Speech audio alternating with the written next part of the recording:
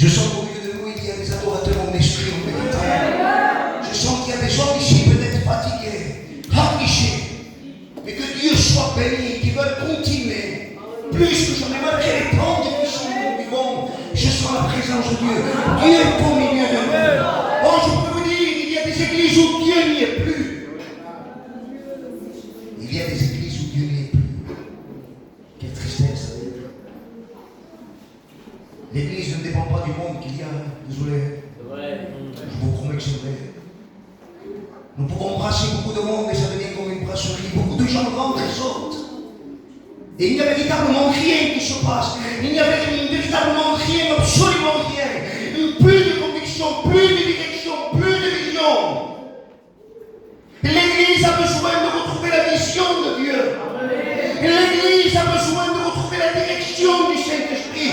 La Bible dit que ce moyen qui nous conduira dans toute la vérité. Qui te conduit? Je me pose la question ce soir, qui me conduit? Vous savez, un jour j'étais dans une réunion. Les frères m'avaient appelé, je suis rentré. Ça a été une des pires expériences de toute ma vie. J'ai essayé de chercher Dieu rapidement, comme j'ai fait tout à l'heure. Il y avait un semblant de Dieu, écoutez bien. Il y avait des cantines, il y avait une sorte d'atmosphère de Dieu. À un moment donné, je voulais chercher Dieu, je voulais me mettre en communion parce que je savais que je devais annoncer la parole de Dieu. Et je sens que la voix du Saint-Esprit me dit, tu vois tout ce que je vois, tout ce que tu vois. Je dis, oui Seigneur, il me dit, je ne le suis pas. Tout ce que tu vois, je ne le suis pas. Croyez-moi de la part du Seigneur que ça m'a fait mal. Parce que je m'étais trompé avant. Tu te serais trompé aujourd'hui. Et il y avait un semblant de Dieu. Et il y avait un semblant d'atmosphère de Dieu. Mais Dieu n'était plus, le Saint-Esprit me confirmait. Tout ce que tu vois, je n'y suis pas. C'est pour cela que j'ai envie de vous dire que Dieu est au milieu de nous. Amen. Dieu est au milieu de nous. Le cantique disait que Dieu cherche des adorateurs en esprit, en vérité. La vie chrétienne ne dépend pas de ton niveau spirituel, désolé. Léné, tu ne seras jamais un super spirituel. Dios ministro de toute la grâce de Dieu. Le véritable problème, c'est que nous nous sommes trompés pendant de longues années en pensant qu'il y avait un modèle et que le modèle était à suivre comme si nous aurions été un troupeau sans berger. Non, non. Christ est le divin berger. Amen. Christ est le véritable. Alléluia. Dans les temps que nous vivons, beaucoup ont oublié pourquoi ils sont sur la terre. Des fois, il y a des chrétiens, malheureusement, que les problèmes sont tellement grands. Les soucis sont tellement flagrants. Ce que tu sens, ce que tu peux éprouver, l'oppression, l'opposition est tellement là qu'à un moment donné, tu te dis, mais à quoi je sers, Seigneur? Oh, pourquoi je subis? Pourquoi je vis de tels moments? Écoute-moi bien. Il y a un texte cet après-midi qui est venu. Et je disais, Seigneur, pourquoi tant de luttes? Pourquoi tant de combats? Et le Saint-Esprit me disait, écoutez bien, je l'ai marqué. Le Saint-Esprit me disait, tu es né pour quelque chose. Je t'ai appelé pour quelque chose et je vais te le dire. Le livre de Jean, chapitre 13, verset 17, disait de cette manière, je suis né, je suis venu dans le monde pour rendre témoignage de la vérité. Aujourd'hui, il y a beaucoup de personnes au milieu de nous qui ne veulent plus accepter la vérité, alors que Dieu t'a choisi. Oh, pour que véritablement tu sois une lumière. Oh, pour que tu sois un porteur de lumière. Non pas pour que tu arrives et que tu essayes de franchir un niveau spirituel. Non. Dieu veut faire de toi un homme de Dieu. Un homme de Dieu qui peut goûter continue. Il y a beaucoup de personnes qui ont oublié, qui ont manqué le but malheureusement. Ils se sont trompés. Mais Dieu voudrait nous rappeler à l'ordre ce soir. La Bible dira dans le livre de Romains, chapitre 13, verset 11. Il dira de cette manière. Cela est d'autant plus important que vous savez en quel temps nous vivons. C'est l'heure de vous réveiller enfin du sommeil. Car maintenant le salut est plus près de nous qu'au moment où nous avons cru. La nuit est avancée, le jour est approché. Débarrassons-nous donc des œuvres de ténèbres et revêtons les armes de la lumière. Je bénis Dieu ce soir. Vous pouvez me dire ce texte, vous le citez souvent de fois en disant que nous vivons la fin des temps. Il y a 20 ans, nos anciens prêchaient.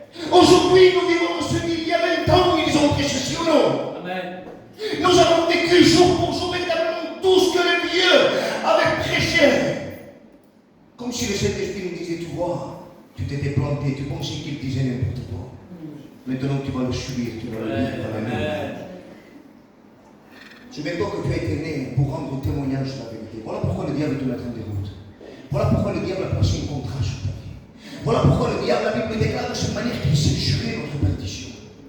Tu sais, je disais aux garçons dans la voiture en venant, il semblerait que l'ennemi de nos âmes a une vieille mentalité d'avant de vieux gitans. Si tu lui avais fait quelque chose de mal, s'il ne pouvait pas te toucher, il voulait toucher ton fils. Et s'il ne pouvait pas toucher ton fils, ton petit-fils, dans quelques années, touchera son petit-fils. Une mentalité fermée, une mentalité obscure. Mais je bénis Dieu. Parce que Christ est apparu. Satan s'est juré notre perdition. Je me réjouis lorsque les problèmes sont là. Vous savez que je me pose des questions quand tout va bien. Vous pourrez me dire, mais ça ne va pas à ta tête. Dieu m'a dit, moi, je me pose des questions lorsque tout va bien. Je me dis, Seigneur, il y a quelque chose qui se prépare en dessous, il me faut veiller plus que jamais. L'église, la véritable église, est appelée à veiller. Le mot veiller dans lequel veut dire, soyez spirituellement attentifs. Soyez sur l'eau qui vive de l'esprit. Pourquoi? Parce que nous avons un ennemi en face de nous qui s'est juré notre perdition. Je te pose la question, est-ce que tu veilles? Pourquoi le Seigneur nous dit veiller et prier? Est-ce qu'il s'est trompé dans le monde, dans le sens du monde? Pourquoi il n'a pas dit prier, veiller? Et je vois pour nous, c'est plus ça coïncide plus. Mais Dieu nous a appelés. Soyez spirituellement attentifs. Soyez sur l'eau qui vive de l'esprit. Pourquoi? Parce que tu peux prier, passer des heures dans la prière et ne pas avoir de direction, ne pas pouvoir cibler. Alors que Dieu veut que tu sois un homme qui cible. Alléluia. Un homme qui cible, c'est un homme qui a du résultat. Un homme qui cible est un homme qui a connaissance de l'ennemi qu'il a en face. Un homme qui cible est un homme qui ne sera pas pris de dépourvu. Nous vivons les temps de la fin. Oh Jésus, nous vivons les temps de la fin. La Bible dira, cela est d'autant plus important que nous savons dans les temps que nous vivons. C'est l'heure de nous réveiller. Je crois que ce soir, nous savons véritablement dans quel temps nous vivons. Pas besoin de faire. Pas besoin de caler les temps que nous vivons. De toute manière, nous le vivons quotidiennement. Chaque jour, les seules conversations qui reviennent, c'est de savoir ce qui surviendra sur la terre. La Bible dit de cette manière, le livre de Luc, chapitre 21, au verset 26. Les hommes vont dans l'âme de terreur devant ce qui surviendra sur la terre. Tout le monde ici, sans exception, a peur de ce qui va arriver. Sur nous. Tu es pauvre, j'ai peur pour mes petits-enfants. Il me dit que Seigneur, vous viens me chercher. La véritable église hâte le retour de Jésus. Dieu ne te demande pas de croire pour croire. Souvent on dit, je voudrais que les miens, Seigneur, attendent. Oh, pour que les miens se convertissent, c'est une preuve d'incrédulité. Pourquoi? Parce que dans le cours, là, ce temps, oh, que le Seigneur doit revenir, il va se souvenir de tiens. Tu ne peux plus, il est temps de ne plus manifester de l'incrédulité en disant, Seigneur, attends. Pour que les miens se convertissent, non, tu dois dire, Seigneur, reviens. Et pendant le cours, là, ce temps, Seigneur, je sais que tu vas agir dans les mains. Seigneur, je sais que tu vas te souvenir de rien. Que Dieu soit béni. Nous savons dans les temps que nous vivons. La Bible parle de sommeil. Je voudrais vous dire, les frères, dans tout le respect que je vous dois, même si vous avez quelques années de conversion, il n'y a pas de plus belle place pour être perdu qu'au milieu de nos assemblées. Tu peux me dire que tu vas loin de ce que tu dis. Je vais dire plus, il n'y a pas, avec tout le respect que je dois notre ancien grand, Dieu seul sait qu'on le respecte énormément, mais il n'y a pas de plus belle place pour être perdu que derrière un pupitre. Il est temps de se réveiller, garçon. Dieu attend de nous quelque chose. Nous avons été créés, nous avons été nés, non pas par hasard, non pas parce que nous avons été le fruit d'une union entre un homme et une femme, non, non. Nous avons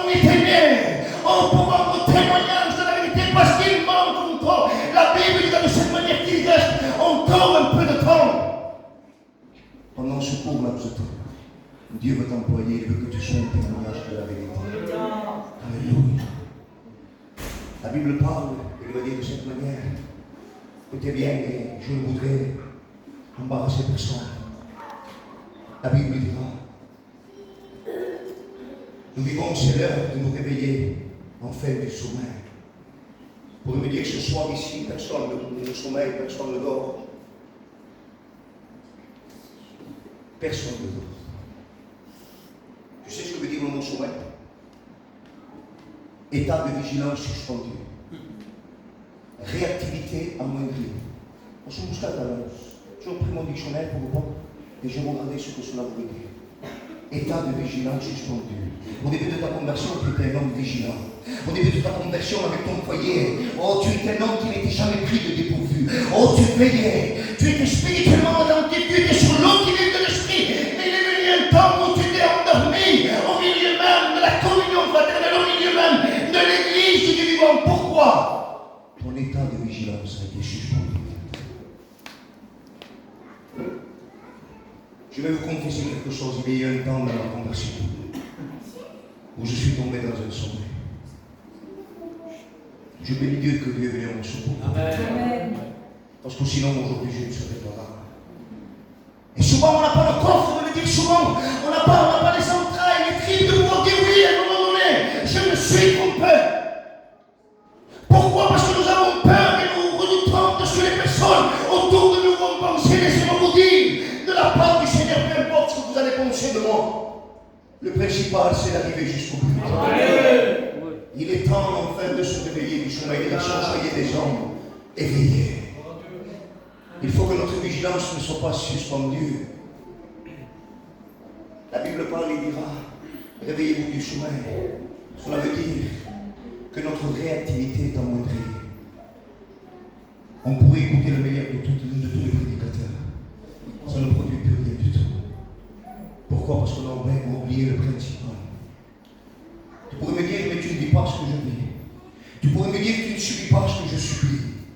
Tu pourrais me dire ce soir, mais tu n'es pas à ma place ici. Tu serais ce qui se passe véritablement dans mon foyer, autour de moi, au milieu même de ma famille. Laisse-moi te dire, tu as besoin de te réjouir et de dire, Seigneur, peu importe l'affliction, peu importe la situation, je veux me réjouir. Je veux que ma vigilance soit établie par le Saint-Esprit. Je ne veux plus me tromper. Parce qu'au jour d'aujourd'hui, on a tendance à voir le problème plus grand que le Christ. Et la Bible parle que nous vivons les temps de la fin. La Bible parle de cette manière, la nuit est avancée. Vous savez, la nuit parle des jours que nous vivons, des jours sombres.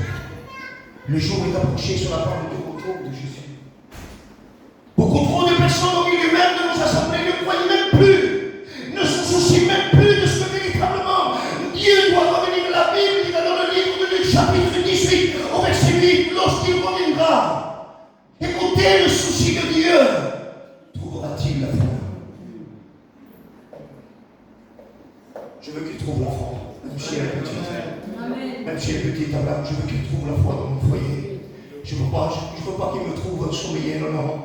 Je ne veux pas qu'il me trouve dans une position où je ne dois pas être. Non, Seigneur.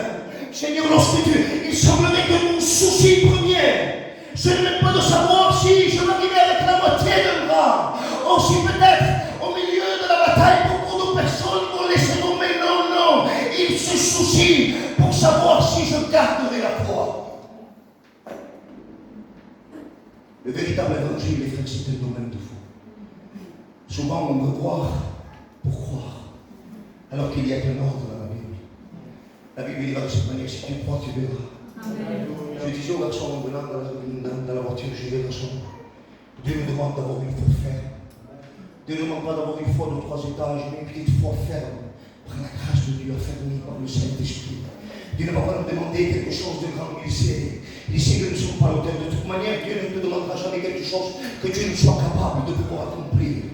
Bien au contraire, la Bible dira de cette manière qu'il en permettra toujours, absolument toujours, la solution d'en sortir. Oh, beaucoup de personnes se disent, mais moi je subis. Oh, tu ne sais véritablement pas ce que je passe, mais Dieu avait déjà prévu dans son éternité la solution d'en sortir. Alléluia.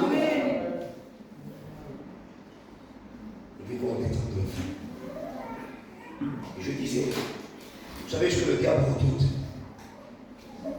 C'est qu'un petit chrétien, lorsque je dis un petit chrétien, c'est un chrétien qui n'a pas de force, mais qui garde le feu ferme.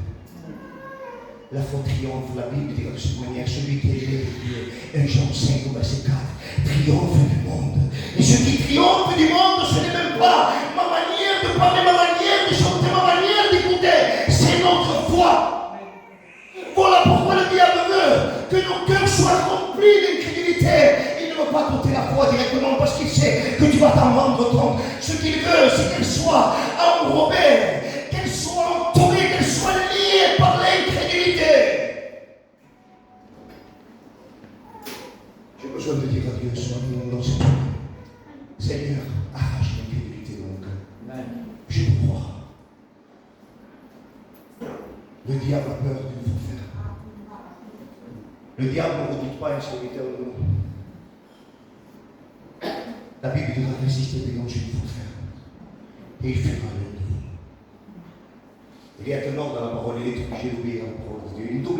Il ne se soucie même pas de toi. Il voit que ce que tu as vient de là.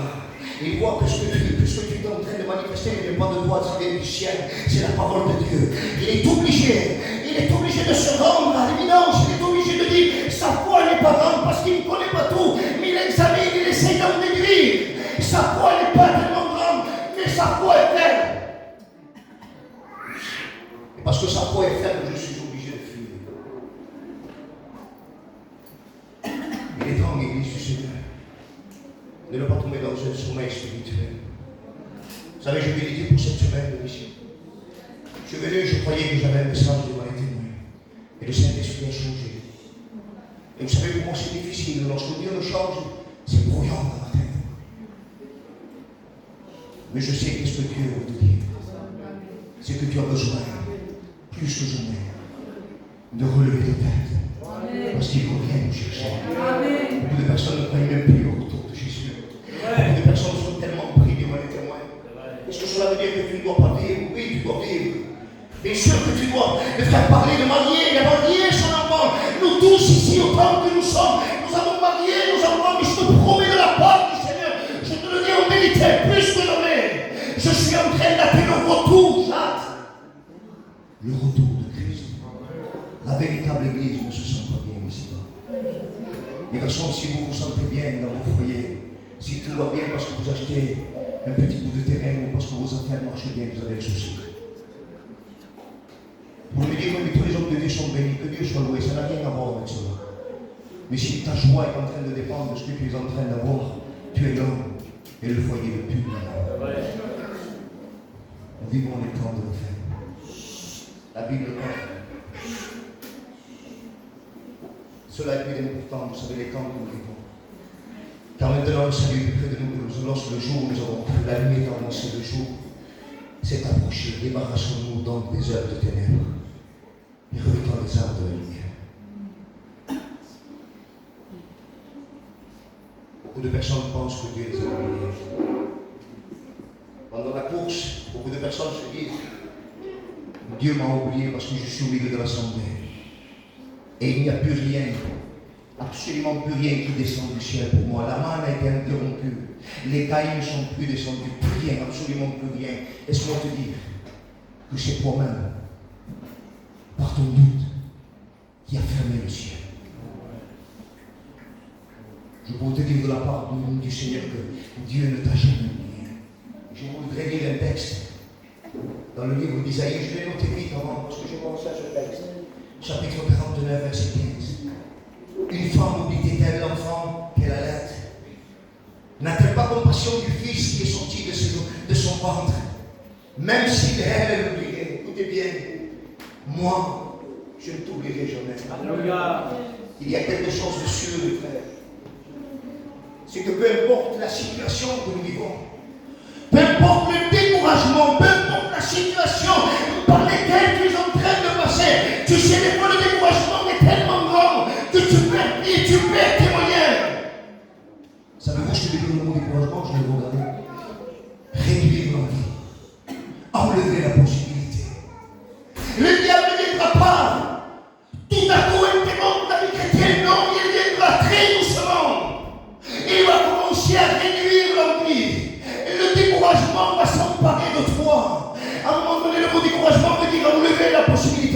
va ôter.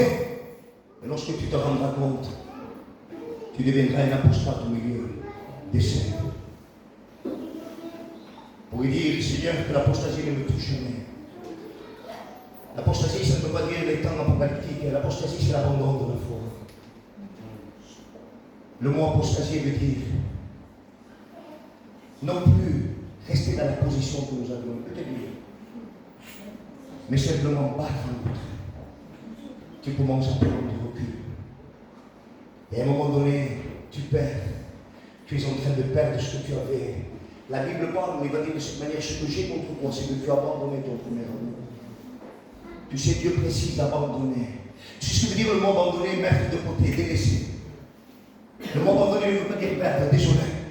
Le mot abandonner, c'est avec tout le respect que je vous dois pour les sœurs. Si un jour vous abandonnez vos enfants, même s'ils ont 18, 20 ans, vous pouvez de nouveau manifester ce droit de mer en disant je suis ta main, je suis ton père. Mais lorsque tu le perds pour toujours. Seigneur, précise ce que j'ai contre toi. Ce n'est pas que tu as perdu, mais ce que tu as mis de côté, tu as délaissé. Dieu voudrait qu'il se produise un électrochoc dans ton vie. En disant à partir d'aujourd'hui, Seigneur, je ne vais pas me tromper. Par rapport à un soi-disant témoignage, parce qu'aujourd'hui on vise plus sur ce que va penser Abraham, mais il y a un bout de moi, ce que pense Dieu. Vous savez, il y avait un homme dans la parole de Dieu, un homme appelé Jean.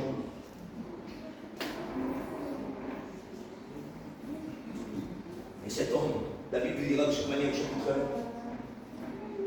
J'ai une version de Bible qui est merveilleuse, c'est un Jean.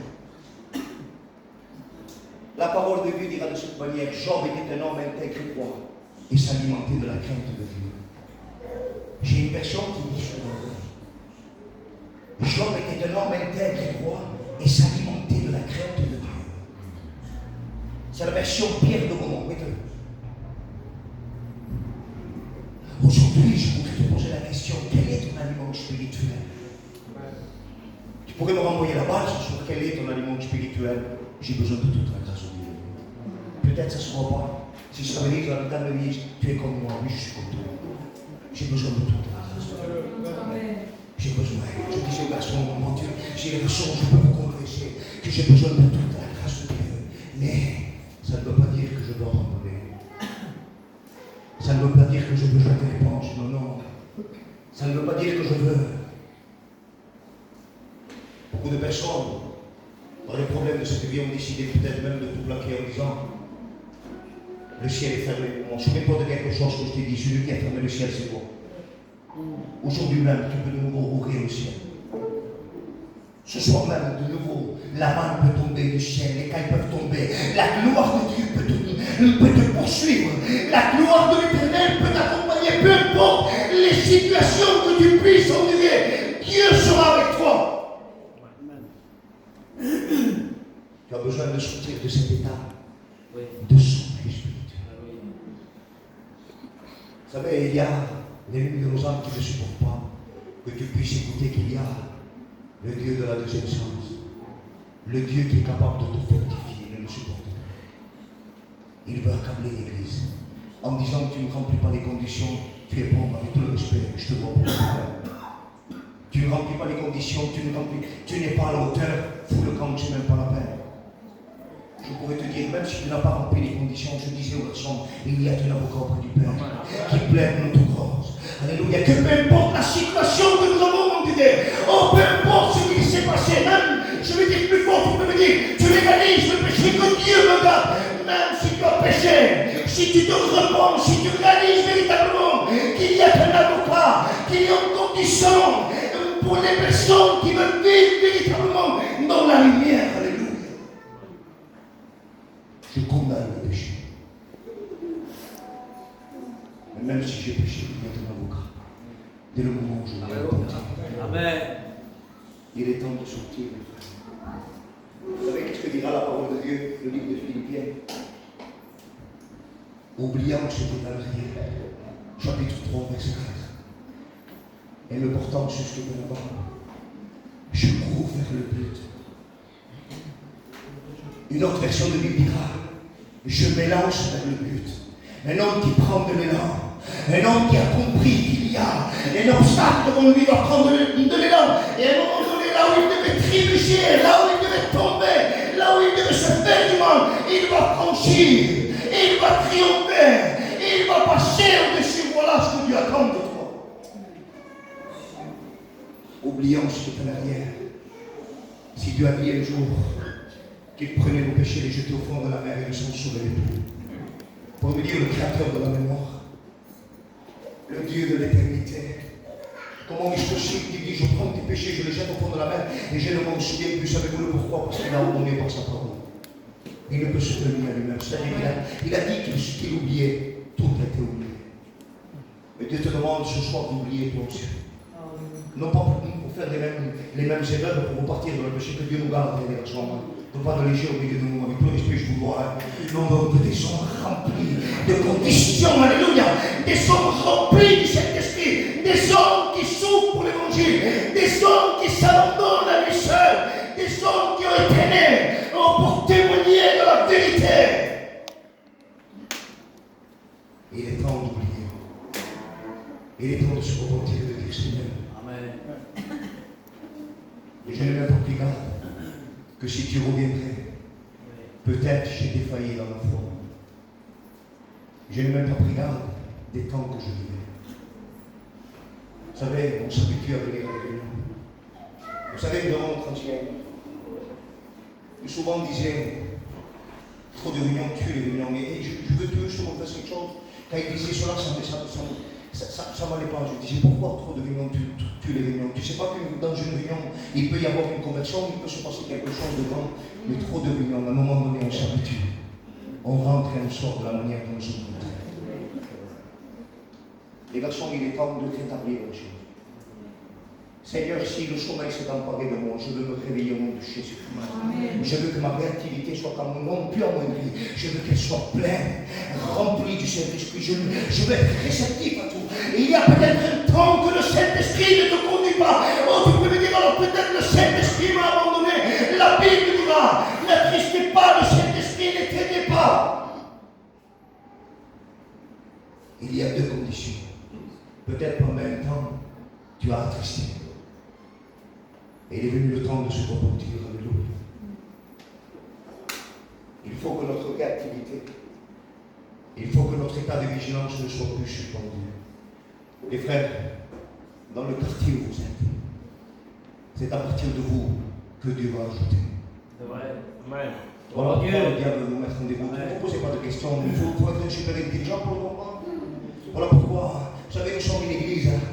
Il y avait une église satanique, il jeûnait pour détruire le ministère, il jeûnait pour détruire les foyers, pour que les foyers se divisent. Il y avait des inscriptions sur tous les murs, des inscriptions sataniques. Il y a des appartements, des maisons abandonnées, où ils pratiquent des rites sataniques. Je bénis Dieu de ce qu'un jour l'église a décidé de se lever. Aujourd'hui, tous ces tas n'existent plus sur les murs. Aujourd'hui, il y a des chrétiens dans toutes les rues. Amen. Nous avons fait de tout notre possible. L'évangile est en train de progresser. L'évangile est en train de gagner du terrain. Il est temps que par rapport à ta décision ce soir, l'évangile gagne du terrain. À partir de 12 ans, rappelez-vous, le Seigneur a bouleversé l'humanité. Et ici, nous sommes beaucoup plus que tous. Et souvent, on doute encore. Il est temps de se remettre en question. Seigneur, fais-moi découvrir véritablement les temps que nous vivons. Fais-moi réaliser que je n'ai pas le droit de m'endormir, que je n'ai pas le droit de ce que le découragement, tu peux être découragé, mais accepter de rester dans le découragement, tu n'as pas le droit. Demain, tu vas te baptiser, que Dieu te garde. Tu as démarré une guerre qui est gagnée d'avance, alléluia. Même peu importe ce que tu vas ressentir, même si à un moment donné tu vas sentir des blessures, ces blessures sur tes doigts n'existent pas. Elles sont fictives. Alléluia. Elles sont mensongères. Oh, Christ a triomphé pour chacun d'entre nous. Même si l'oppression est grande, même si les problèmes sont grands comme des montagnes, je veux me souvenir qu'il a vaincu. Amen. Plus que jamais il a vaincu. Je veux sortir de ce sommeil.